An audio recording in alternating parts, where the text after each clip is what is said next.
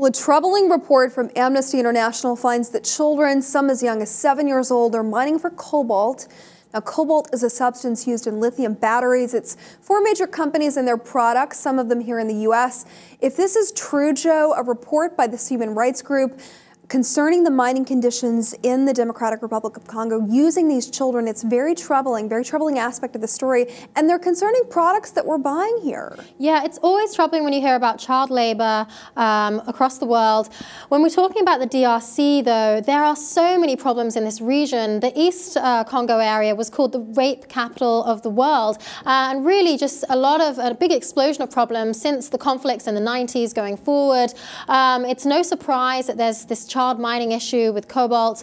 Obviously, it must be very difficult for companies like Apple, companies like Samsung to really keep track of what's going on in these mines. And the word is that the culpability aspect comes in because the cobalt is then mined and then taken to factories in China where the batteries are made. So it's difficult to pinpoint where it comes from, but they produce over half in the world. So the likelihood that children are actually mining the cobalt that we're using is very probable. Another troubling fact, UNICEF, they estimate that as many as 40,000 child miners are in this region. This is what Samsung told Amnesty International regarding this issue. They say in reality, it's very hard to trace the source of the mineral due to the supplier's non-disclosure of information and the complexity of the supply chain. Therefore, it is impossible for us to determine whether the cobalt supplied to Samsung SDI comes from DRC Katanga mine. They're washing their hands of this, understandably. Back in 2014, Apple actually was made to investigate some claims of child labor in their factories in China. And they did find from their own investigation that 6 Apple factories were connected with this. There were 16 cases, but Apple did a really good job of dealing with that, of handling that and controlling what was going on.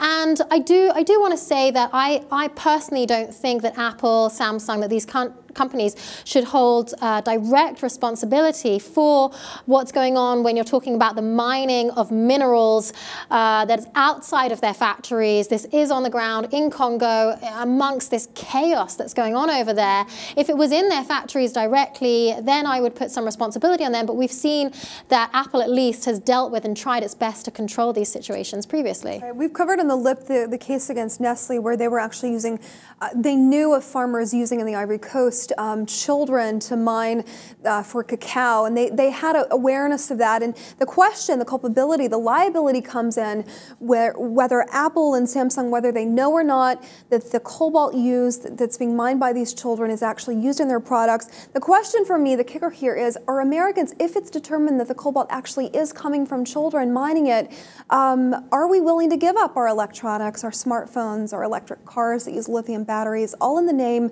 of a better way of doing things globally and not putting these children in harm's way? I mean, granted, there are social issues that are happening, but for me, this is a non-issue.